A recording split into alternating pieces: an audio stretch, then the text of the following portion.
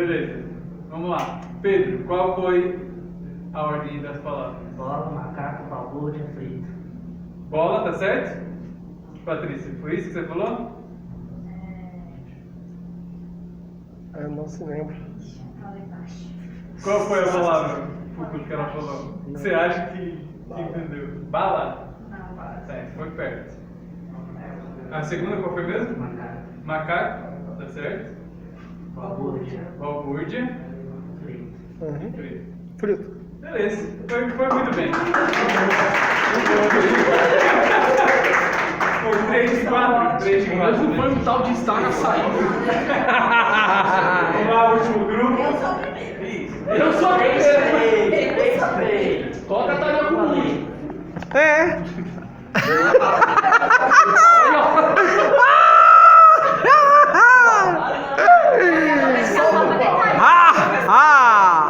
Só queria morrer de caçar com os cachorros. Você é que está sendo pago para estar aqui. Ixi. Já começamos. Vai, valendo!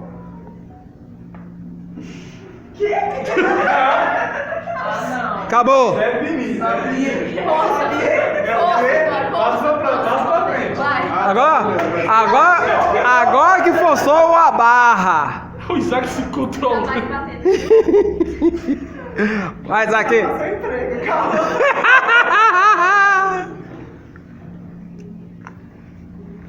Que isso, vai falar alto, caramba. Pô, louco, mano.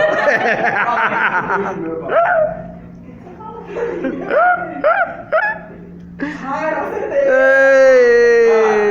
Uma palavra por vez. Primeiro. Gamifica, goiaba, Foi Goiás, Maria? Oi. maçã e pera. Tá bom. Tá bom. Roubaram.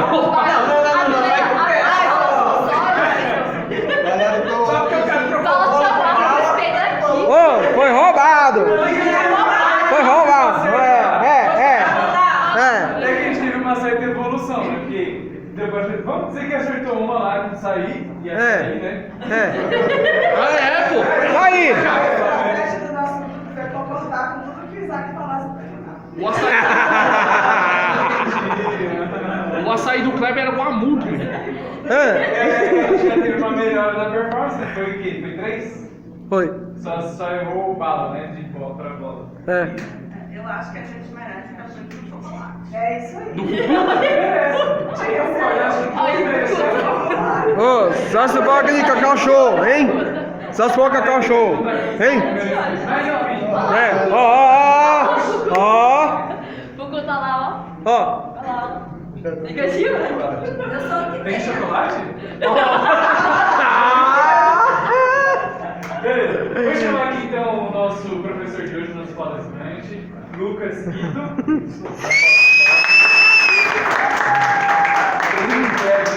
Pro pessoal de conhecer. Então, eu sou o Lucas Ito, nome completo Lucas Yoshi Takada Ito.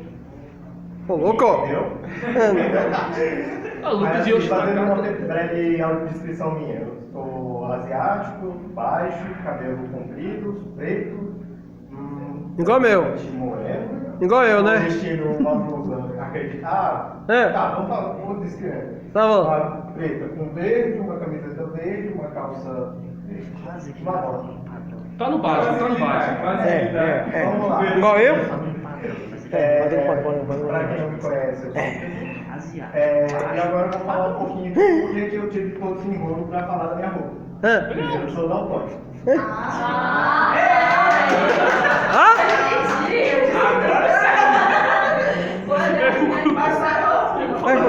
Ficando se tudo asiático. Eu tenho um transtorno chamado TPAC, que é transtorno de processamento auditivo central. Não sei se todo mundo conhece, mas é... Eu não. Não? É como se você fosse analfabeto para qualquer língua. Sabe quando você escuta o meu nome? Lucas Yoshi Takarito. Não entendi nada depois do Lucas. Né? Yoshi Takaido. Isso, exatamente. Esse, porque você pegou as minhas sílabas que eu falei e você não conseguiu processar e fazer uma informação virar alguma coisa. Né? inteligível. Então você domina esse negócio ali e vira um som. Uhum. Para mim é isso em qualquer língua. Né? Então eu faço exercício e tal, sabe? Bom, falando um pouco mais de formação, não, já vou. Tá.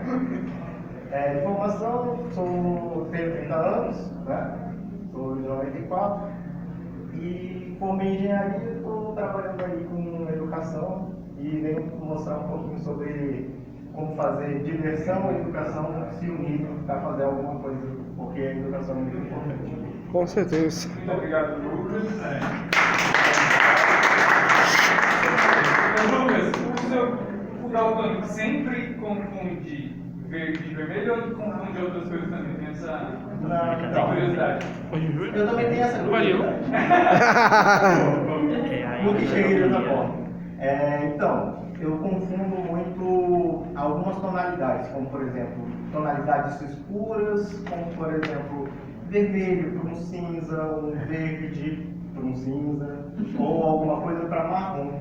Né? Se é algum laranja, eu vou pensar que é marrom, ou marrom para laranja. Então, fiquei nesse meio mesclado. Né? Você consegue perceber isso sozinho? Então, eu percebo isso mais quando eu faço, por exemplo, uma autodescrição minha, eu falo, essa calça aqui é verde, todo mundo, não, essa aqui é cinza. Né? No final das contas, para mim, é simplesmente sobre como você vai se chamar isso aqui. Se você chamar isso aqui de calça, é calça para mim. Né? Então, assim, para mim é só uma assimilação de cores. Né? O que dificulta, por exemplo, em jogos, onde uma tonalidade verde, não sei se todo mundo aqui joga LOL, mas assim, é um jogo em que muitos dos efeitos visuais são vermelhos e o fundo do mapa é verde. Então fica tudo ali meio mesclado, não consigo enxergar. Né? Então, graças a Deus, temos a nossa acessibilidade e ele troca para tons de amarelo, de azul, e fica mais fácil. Bom, sobre mim, alguma pergunta? Não? Então vamos começar. Beleza, o monitor está funcionando? Tá. Bom, vou falar um pouco sobre educação, jogos, né, e esse divertimento. Beleza? Rapaz, vocês conseguem ver isso aqui? Mais ou menos. Eu aqui de lá estou assistindo aqui a minha própria apresentação e não estou conseguindo ler. Meu Deus. Mas enfim, né? Primeira coisa que eu vou falar, né, é de como juntar esses dois mundos, os jogos, da diversão, né, e juntar ele com o mundo do aprender, né? Geralmente é meio chato, né? Não para mim, nós temos uma taxa altíssima de evasão escolar aqui no Brasil, né? Vamos falar um pouquinho de poucos conceitos técnicos, né? Não vou entrar a fundo, né? Mas, mesmo porque eu não sou da área, mas eu tenho uma grande experiência com isso, né? E o objetivo da palestra é para vocês entenderem como é que pode fazer um conceito simples ser trabalhado dentro de um jogo, de uma diversão, né? Para que isso seja um pouco mais palatável, né? Vamos primeiro definir os dois mundos, né? O que é um jogo divertido? Eu gosto de interagir com a plateia, com o meu público, né? Mas se vocês não se sentirem à vontade, por favor, se manifestem. Ou melhor, se manifestem. Né? Alguém aqui tem alguma boa definição de o que é um jogo divertido? Bom, é assim, né? Também. Sim, com certeza. A diversão é extremamente pessoal. Né? Então, Pode falar. como o Pedro falou, meu colega Pedro falou, é relativo pra mim também, um passatempo. O que seria um jogo divertido pra mim? Hack and slash. Sai distribuindo quadrado, bolinha pra todo lado, e é isso. Alguém tem alguma divergência sobre essas definições? Não passa tempo. Eu concordo. Eu acho jogos engraçados. Assim. Engraçado. E tem um design bem churuca, assim, doido, que todo mundo. E às vezes diferente, assim, e também que. Eu gosto dessa gente, assim, eu tenho prazer do, sei lá, o personagem machucando, caindo, entendeu? Coisa assim. Entendo. Mas não colocar assim uma cabeça sobre a psicopatia, né? É sobre aquela cartunesco, né? Tipo um Tom e Jerry, que hoje já ficou datado e tal. Mistura de jogo, né, Marcelo? Deixa eu encostadinho. Então, E né? agora eu vou. Pode falar. Então, né? Porque assim, né? Jogo divertido, claro, tem que ter uma certa noção, né? De que esse jogo vai transmitir, né? Que esse jogo vai transmitir pra mim e também para as pessoas, seja criança, adolescente ou mesmo nós como adultos, né? Exatamente. Né? Então, assim, realmente é uma coisa muito subjetiva. O gosto é subjetivo, né? Mas a ideia de você brincar, de ser divertido, a brincadeira em si, né? A gente pode deixar ali pairando, né? O que é muito diferente, por exemplo, de uma sala de aula onde a gente tem aquela forma estática, né, de docilizar os corpos para que nós temos um fluxo único de informação. Sim. Né? O que eu tenho que buscar, né, inclusive como professor, né, é quebrar essa barreira, né? Porque o conhecimento é uma construção, não uma distribuição. Né? E, assim, passando para o próximo tópico, combinar a diversão com a educação, com o conhecimento, é justamente isso.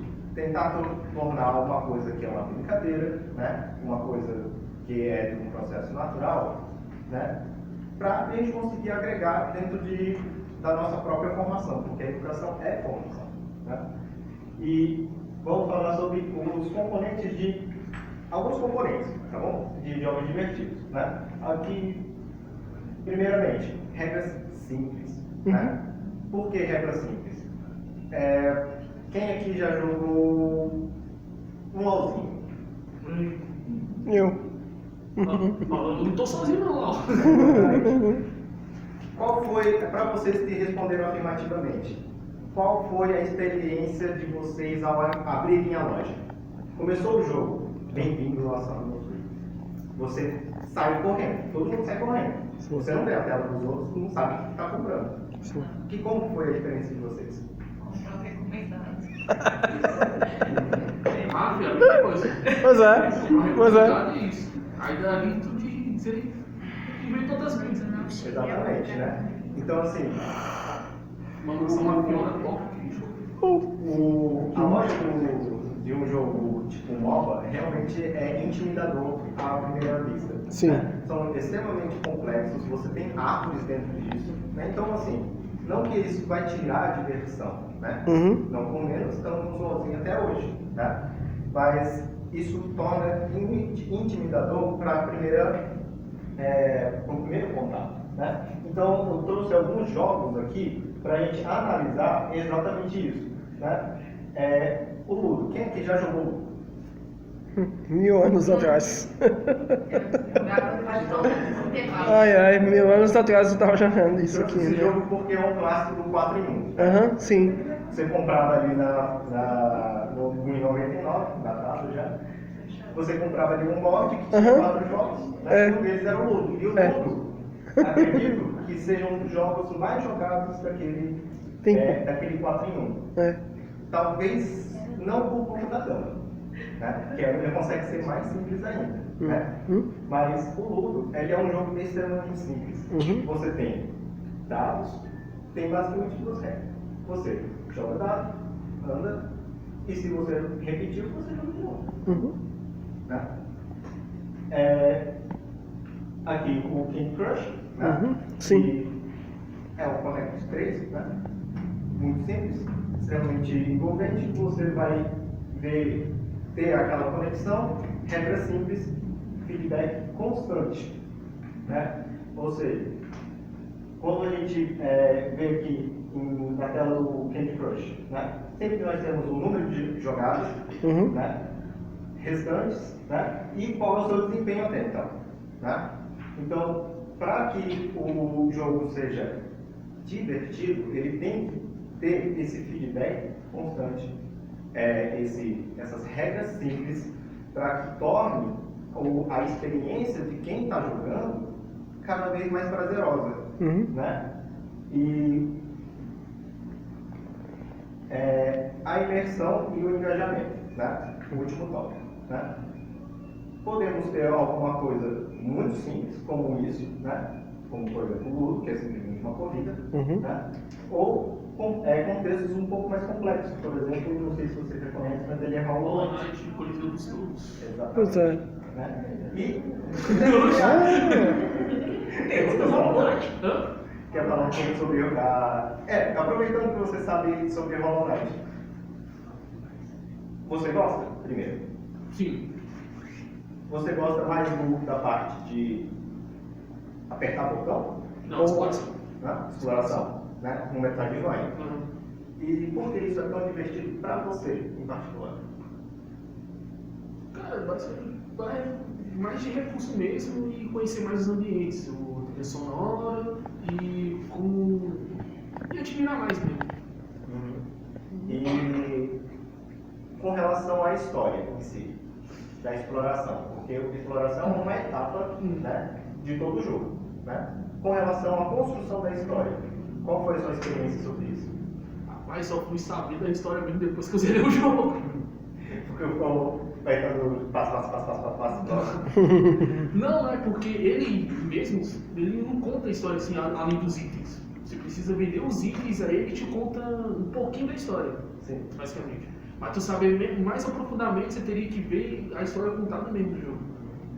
Tanto que até mesmo o próprio Coliseu dos Touros tem uma história, tem outra história, né? Que foi os meninos se autodesafiarem e ficar. Tanto que tem muita gente que tá aí e não sabe o que tá acontecendo no reino lá fora. Com caos também, você. Sim.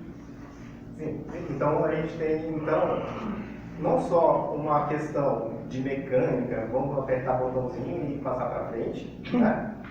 E a gente coloca ali um fundo, né, sobre uma história que vai engajar o jogador a continuar naquela história. Eu quero continuar entendendo o que está acontecendo aqui, além de apertar botãozinho e você conseguir mais score, mais dinheiro, seja lá o que for o objetivo daquele jogo, né? Se você quiser aprofundar mais ainda na história, o jogo tem mais 5 finais pra você fazer. Porque tem 3 normais e mais 2 a DLC pra fazer isso. É exatamente isso. O que vai engajar é ali uma história por trás, porque principalmente em Metroidvania é um clássico. Você inicia sem saber nada e você vai tentar descobrir ao longo do caminho. Né? Alguém tem experiência com outro Metroidvania que não o... Castlevania sempre já acaba danado. Vai lá, Pedro, agora fala. Agora pode explorar. Agora fala. Agora fala.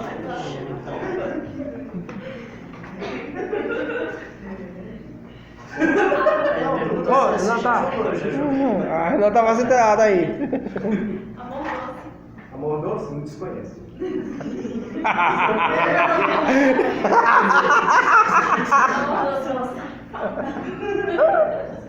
É um jogo que você precisa simplesmente explorar o ambiente. Resumindo, Renata. Dá um resumo aí, minha filha. Dá um É resumo. só você explorar o ambiente e descobrir a história por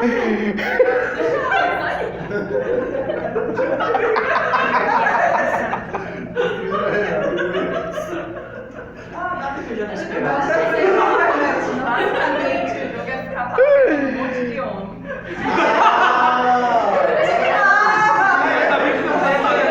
Aí essas histórias que ela tá falando que explora, é explorar pra tentar conquistar o... É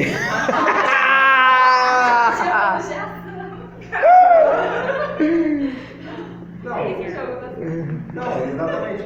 O meu ponto isso mexeu com suas emoções, né? De algum por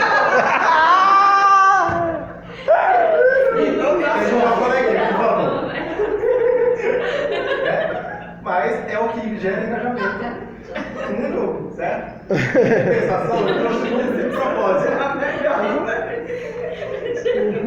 Eu trouxe muito de propósito, porque além da parte corrida, Pois é. Não tem mais nada. Aham, né? sim, sim. Assim, é um jogo que você vai gostar muito de jogar ali com seus amiguinhos, mesmo porque dá pra jogar com 4. 8. Dá até pra jogar com 8?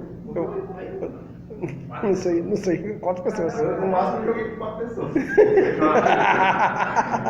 Mas assim, além do fato de ser uma corridinha e você querer chegar antes, né, completar a missão antes dos outros oponentes, background envolvido. Né? Agora vamos falar sobre a parte que o maioria não gosta. Elemento de jogo. Né? Evento, né? Não dá pra ver, né? Não dá. Bom, no vídeo aqui, né? Não dá pra ver nada. Não, eu tô aqui esse lado, não dá pra ver nada. Tá bom. A inclusão aqui foi por água abaixo. Tá bom. Primeira coisa, a gente tem que pensar sobre o que a gente vai tentar passar para agregar dentro daquela experiência, né? Certo. No início eu vou colocar não como jogo, mas sim como uma experiência. Né? Assim como uma sala de aula é uma experiência. Sim. Né? Sim. Então, o que vai ser, qual é o plano de aula? Qual vai ser a ementa passada? Né? Eu vou colocar sempre assim, de uma forma mais tosca. Porque o nosso objetivo é aprender e não ter alguma coisa mais sólida. O que a gente busca em jogos educativos é tentar passar aquele conhecimento de uma forma mais leve. Né? Esses dois, o tópico 1 e o tópico 2, né? Os objetivos pedagógicos e a parte da adequação do público-alvo está muito atrelado, porque o conhecimento não existiu um conhecimento absoluto. Né? Tudo aquilo que está como conceito tem uma base por trás e sempre você vai conseguindo agregar alguma coisa a mais. Né? Então, assim, o público-alvo justamente você tem que pensar em qual é o nível de conhecimento do meu jogador, do meu aprendiz. Né? Então, assim, não para menos nós temos, por exemplo, assim como nós temos jogos com faixa etária, com conteúdo, seja por conta da complexidade, né? Sim. Jogos educativos também têm esse mesma faixa etária, né? Essa limitação de idade, por conta da própria experiência que aquele aprendiz vai conseguir ter com o jogo educativo. Né? E falando um pouco sobre as metodologias de ensino, né? Eu vou falar em particular uma que é o que a gente está experienciando aqui, né? Que aí eu vou ter que colar porque eu sou assim, aprendizagem baseada em problemas, né? Que eu não sei se vocês conhecem, né? Se alguém conhece? Não? Mas basicamente eu vou colocar assim, não passar o conceito, mas vou passar a ideia, né? Que é você conseguir aprender, né? Sobre um determinado assunto, fazendo parte daquele problema que vai ter que ser solucionado, né? O que, assim, vamos colocar na parte dos jogos, né? Que eu acredito que a maioria aqui tem maior experiência do que com jogos educativos, né? Aquele produto, por exemplo, você precisa passar de um lugar, né? E para isso você precisa ter toda uma construção para conseguir entender como é que você vai fazer isso. Né? Então, assim, você primeiro joga o problema para que os aprendizes, né, tentem lidar com ele, né? E temos a imagem de um tutor, né? Que pode ser um narrador, pode ser uma pessoa, né?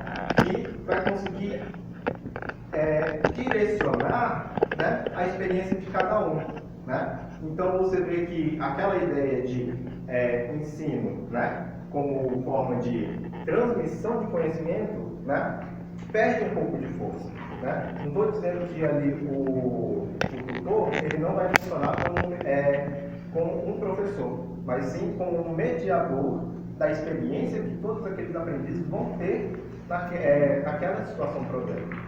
Tá? E agora eu vou passar para o próximo tópico, que é a estratégia para unir a diversão, né, para o ensino. Né? Como eu já disse, né, um dos tópicos já foi passado, né, que é o storytelling, que é para a gente conseguir ter aquele engajamento, né? A gamificação dos conceitos, que é justamente o que nós estamos buscando, que é você conseguir tornar o conceito a ser desenvolvido, né, uma habilidade a ser desenvolvida, né, com a parte mais lúdica, né? O aprendizado baseado em desafios já foi passado, né? E justamente a aprendizado baseado em problemas vai justamente tocar nesse tópico, que vai ser os princípios de aprendizagem ativa. Porque você não vai estar, você coloca o aprendiz na forma de um motor para o seu próprio conhecimento, né?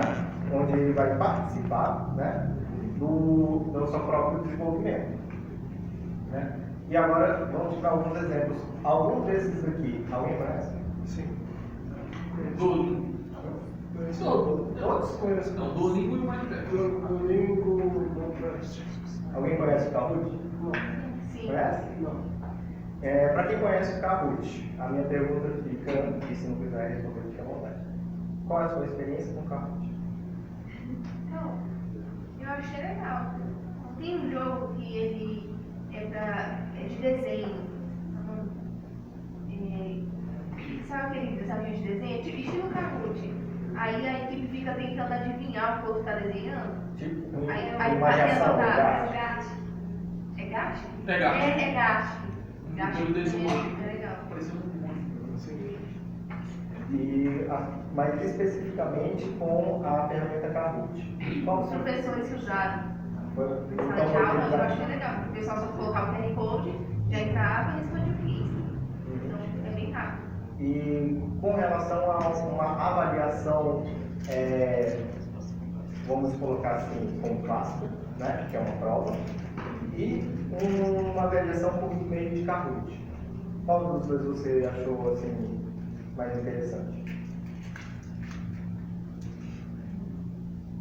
Kahoot.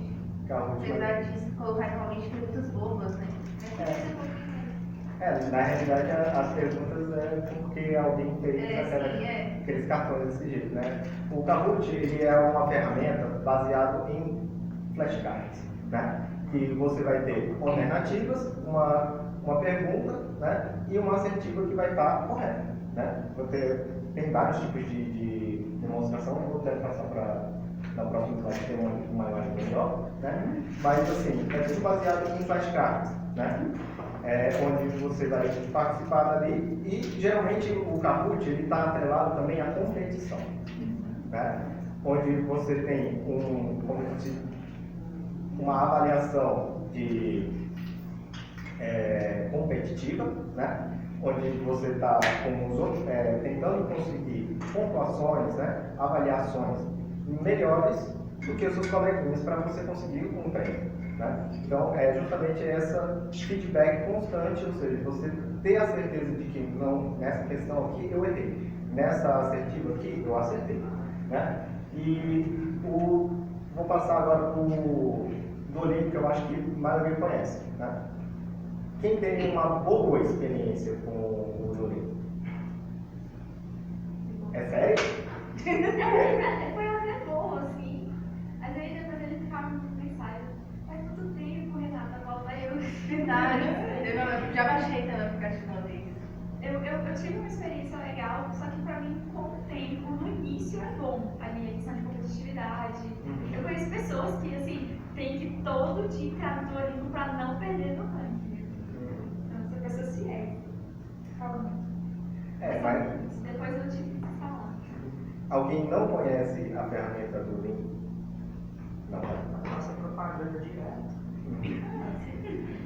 Vamos colocar pontos negativos para o Duolingo. Muitas propagandas. O que mais? Temos o assédio.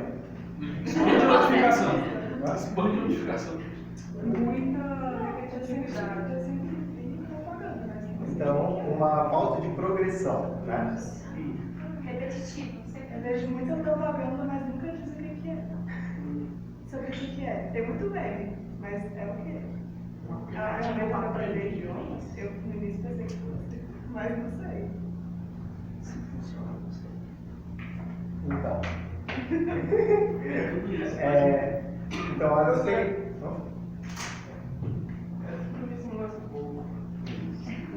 Obrigado. E, assim, eu acho que todo mundo aqui conhece Minecraft, certo? Vocês sabiam que existe a versão Education, né? Não? Então, para todos os exemplos... Era para desaprender as coisas, tornar as crianças mais bestas.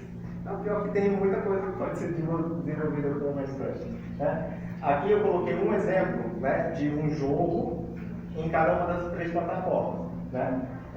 Vamos começar com o Bolinho, né, que é basicamente bem parecido com o Kahoot, onde é baseado em flashcards, né, onde tem uma assertiva, uma resposta certa e um feedback se está certo, está satisfatório ou não, né?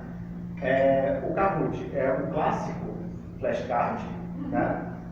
E eu não sei se você o que a gente poderia fazer, mas que é fazer de galera, né? Todo mundo pega o aplicativo, tenta fazer ali melhor e vira uma competição doida. É assim. Se você pega uma turma de mais ou menos uns 30 alunos, aquilo gera um engajamento tão grande que é possível de, na maioria das vezes, acaba o exame, né? E os próprios aprendizes já dizem, eu quero de novo, essa não valeu, né? E essa aqui é a parte de make code do Minecraft, que utiliza programação em blocos. Alguém conhece esse tipo de programação? Scratch. Scratch é uma programação em blocos. Algum outro exemplo? Só Scratch? Então, ele é basicamente uma programação normal em qualquer linguagem, né? Vai ter as mesmas lógicas de programação, né? Só que com todo o artifício de você não ter que pensar muito em sintaxe. Então, toda aquela parte traumática de sintaxe, né, em programação, ela é jogada por um pouco de lado. Não estou falando que não tem como ter um erro de sintaxe dentro de uma programação em bloco, que tem como sim, né? Mas, assim, ele é uma forma de você conseguir deixar mais próximo do aprendiz, né, o que é uma coisa nova, né? Que na realidade a lógica de programação em si não é uma coisa nova, é uma questão de estruturação, né? E vamos lá. Como que a gente vai conseguir juntar esse mundo pedagógico com o mundo da diversão, né? Isso aqui vai ser um pouco mais repetitivo, né? A parte também do público-alvo, né? A gente tem que pensar qual é o desenvolvimento que já está arraigado naquele aprendiz, né? Os objetivos, né? Que seria para o jogo as regras claras, né? As definições claras de desafios, né?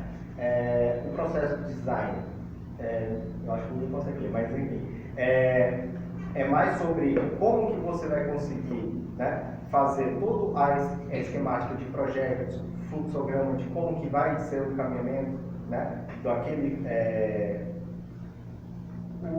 digamos que a rota, né, a rota de como vai ser distribuído aquele novo conceito, aquela habilidade, né, e aí a gente começa a pensar em longevidade, né, que é a interação contínua, né, e entrega contínua e melhora contínua, né, que é o que acontece dentro de sala de aula, né, principalmente na parte de docência, ao tempo todo, né, em que, vou pegar um exemplo clássico, né, de ensino regular, né, que é, você faz uma avaliação, os alunos vão muito mal, porque ou talvez as perguntas não foram claras o suficiente, né? Ou que as perguntas foram além do que foi passado. Eu acredito que essa segunda parte todo mundo já teve, né? Então, assim, dentro da docência, a gente tenta buscar sempre mediar qual é o nosso objetivo, né? E como é que eu vou conseguir fazer essa avaliação, né, de uma forma que incentive e não desincentive, né? E já passando aqui para a conclusão, né? Sim, eu preciso.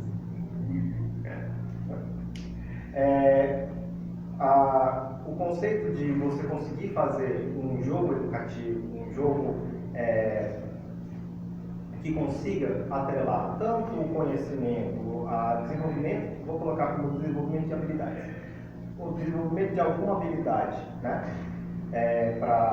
Com a parte de diversão, né? É justamente, basicamente esses pilares, que é você saber o que você ter regras claras, né? Você conseguir fazer com que a pessoa entenda que aquilo está sendo o dado de entrada e o dado de saída seja alguma coisa inteligível, que você dá de entrada e ter como saída ser algo esperado, né? E a imersão, principalmente a imersão, né? Que vai fazer com que gere engajamento e, nos exemplos como, por exemplo, o Kahoot, né? Você consiga criar aquela emoção para que consiga prender e suavizar aquela parte de exploração de algo que às vezes a gente não quer saber, né? E agora eu passo, né, para os senhores uma parte mais assim de conversa, alguma coisa assim que ficou, a parte de perguntas, né? Gostaria de fazer algum tipo de pergunta, algum comportamento, algum outro exemplo? Escapou a palavra agora, né? Até eu lembrar, meia-noite. Eu penso num jogo dentro do cenário político brasileiro. E o nosso país é bem efervescente. Eu não sei se o conceito assim, quer dizer, tem como fazer jogos educativos no cenário político brasileiro, né? Mas o tema sendo o cenário político? Algo assim. Então, o que a gente pode, pegando o seu exemplo, nós poderíamos trabalhar tanto com a parte, né, de background, como ser o cenário político em si, né? Ou podemos trabalhar com os conceitos de ciências políticas, né? E estudo de caso, seria mais um estudo de caso, né? Do cenário político, né? Atrelado a um jogo, né? Então a gente teria que pensar em como é que a gente consegue avaliar, né? Passar um feedback de que se aquele conceito novo, né? Vamos colocar um exemplo bem assim, fácil, né? Quem foi o primeiro presidente da República Brasileira? Né? Aí a gente coloca como isso, né? É claro que eu não vou entrar em detalhes, né? Mas a gente pode trabalhar dessas duas formas, né?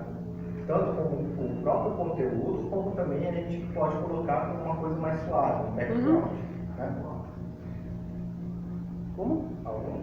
É assim que eu... Então, eu tenho essa dúvida sobre essa questão do educativo, como é que funciona de uma maneira efetiva, porque não existe bem a melhor maneira de se aplicar transferência de conhecimento em jogos, né? Sim. E aí eu estou pensando muito nesses jogos que usam de histórias narrativas para passar esse tipo de conhecimento, então algum tipo de moral e tudo mais. Então, tem uma forma assim que possa casar uma jogabilidade, mas sem fazer com que o jogador deixe passar essas informações que a narrativa vai trazer, sabe? Sim, existe, né? Uma das... E eu vou pegar até um exemplo de jogo, né? Os Metroidvania são muito bons nisso, né? Em que você pode conseguir fazer o jogo inteiro, né? Eu já passo para a parte da educação. Em que você consegue fazer praticamente o jogo inteiro sem ler texto nenhum. Geralmente os Metroidvanias têm muito texto para conseguir gerar essa imersão dentro do jogo, só que a maioria tem alguns que vão criar algum puzzle que você precisa de alguma informação inserida em algum texto, né, para você conseguir passar adiante, né? Que você bloqueia, né? Bloqueia a exploração, né, mediante o entendimento de algum conceito, né? Deu para entender mais ou menos? Então, né? Como a professora Angélica falou, né? Ela fazer uma narrativa, né? Mostrando certas coisas igual a colega Patrícia, né? Letícia falou, né? Envolvendo politicagem, né? E trazer educação, né? Educação que aqui não falta, né? Exatamente. Então, o que a gente tem que focar, então, assim, essa parte de, não, eu quero passar quero passar alguma coisa, eu quero educar. Né? Então, a gente tem que pensar,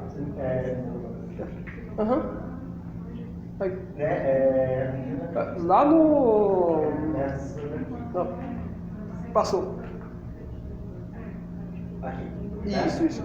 Objetivos pedagógicos. Sim.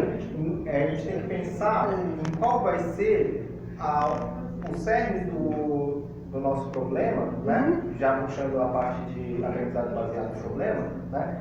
Que a gente vai conseguir colocar o objetivo pedagógico em centro, né? Mas que não necessariamente precisa ser focalizado o tempo todo para que não se torne simplesmente uma tela em que você fica olhando e tentando assimilar aquilo que está sendo dado. Né? Então a gente pode sempre margear o conceito pedagógico a ser trabalhado, né? Para que a gente não fuja dele e não torne simplesmente um joguinho, né? Não desmerecendo joguinhos, né? Mas que a gente consiga margear ele criando sempre focando no conceito em si. Tá? Alguém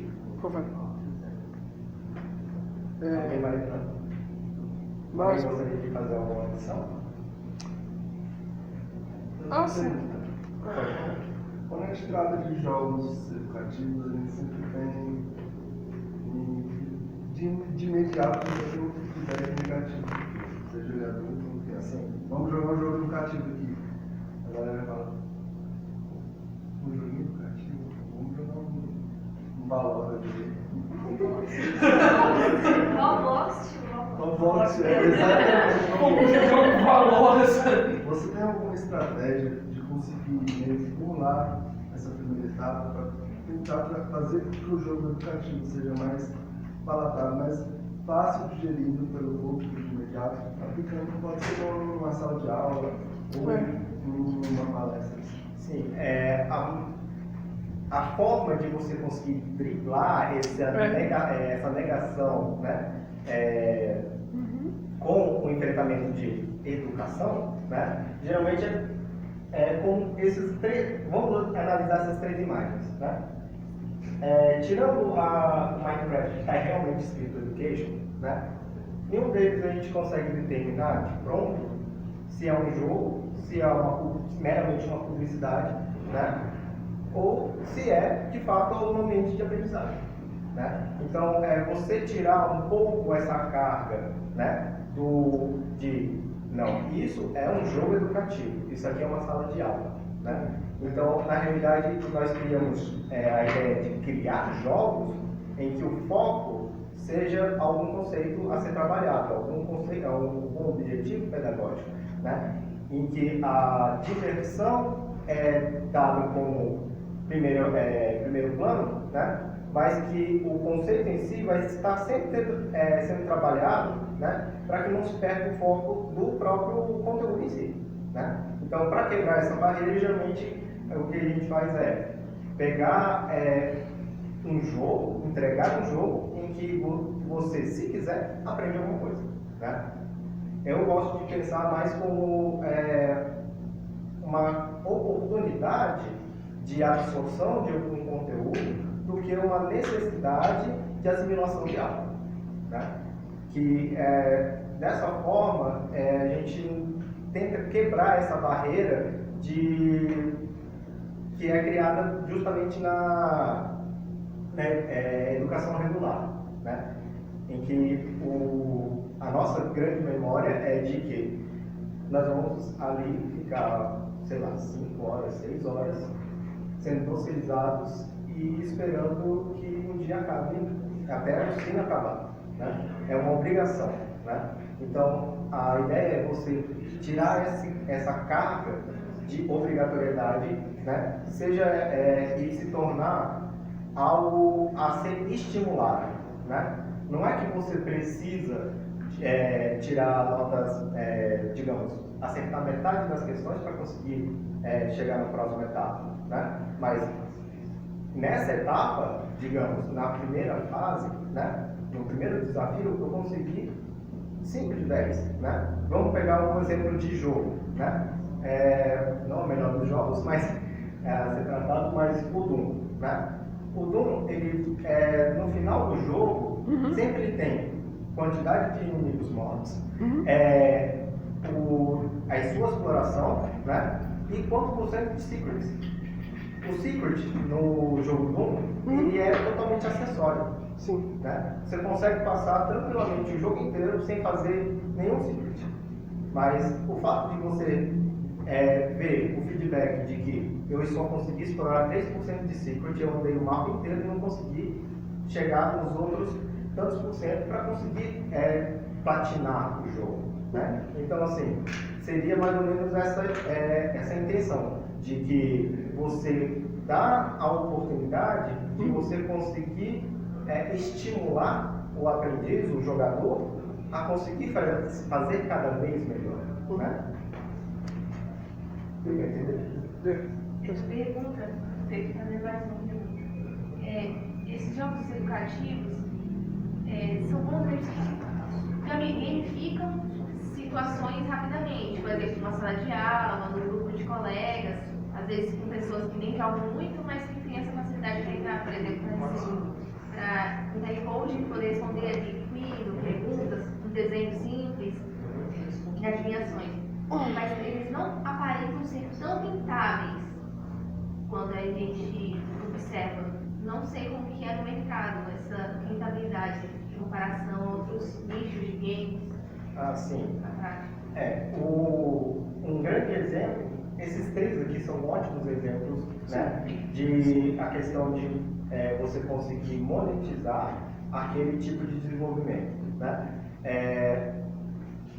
Vou colocar uma outra plataforma aqui que ele não gera dinheiro nenhum. Na realidade, a perspectiva dele não é de gerar nenhuma renda, né? Que é uma plataforma chamada Anki, A-N-K-I.